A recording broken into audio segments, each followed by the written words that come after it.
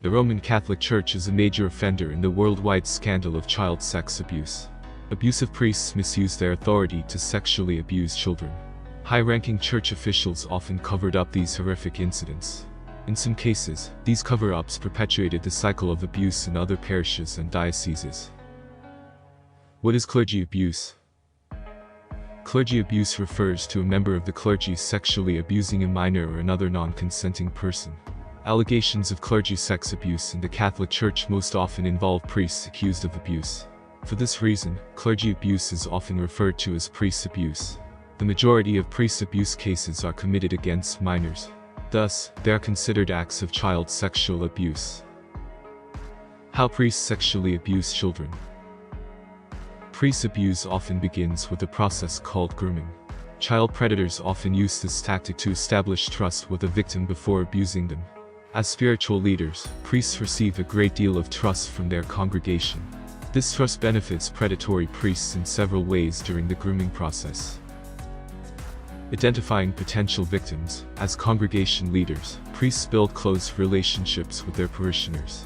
Predators abuse these relationships and identify vulnerable youths as abuse targets. Isolating victims. Parents and guardians often entrust a priest with their child's spiritual development.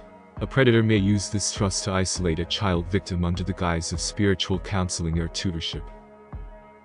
Controlling and concealing the relationship. Priests are men of God. Abusive priests often leverage this authority to threaten their victims with God's displeasure. By doing so, these predators can force a victim to continue and conceal the abuse. Sexual abuse in the Catholic Church. Sexual abuse by clergy members has been documented in every state in the United States. The abuse allegations span multiple decades. Additionally, many high-ranking church officials orchestrated cover-ups. Instead of safeguarding children, many dioceses and church officials concealed the abuse and protected the abusers. Catholic priest abuse cover-ups. Many diocesan leaders moved accused priests to different parishes, rather than report the abuse to law enforcement agencies. This practice of transferring abusive priests among parishes is commonly known as priest shuffling. Church leaders shuffled priests and protected pedophiles over innocent child victims. These cover-ups have led some victims to file claims against the dioceses and diocesan leaders who protected priests. How many Catholic priests have been accused of abuse? Recently, in France, breaking news has come out that states more than 200,000 minors have been sexually abused since the 1950s. The conservative estimate of sexually abusive clergy members in France since 1950 is 2,900 to 3,000, and they hid behind a veil of silence for decades. A disgusting and terrifying code to allow abuse to go on for nearly 70 years and beyond. In the United States, as of 2020, more than 6,000 Catholic clergy members have been credibly accused of sexual abuse. Many of these accusations of abuse date back decades. Many of these clergy members are now deceased. This number is an underestimation. As of January 28, 2020, 41 Catholic dioceses and religious orders have not released lists of priests accused of abuse.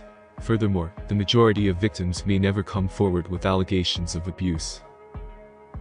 Predator statistics. Between 1950 and 2002, accusations of child sexual abuse were made against 4,392 priests. This number makes up 4% of all Catholic priests serving the Church during this time period. Only about 2% of all priests accused of abuse between 1950 and 2002 received prison sentences.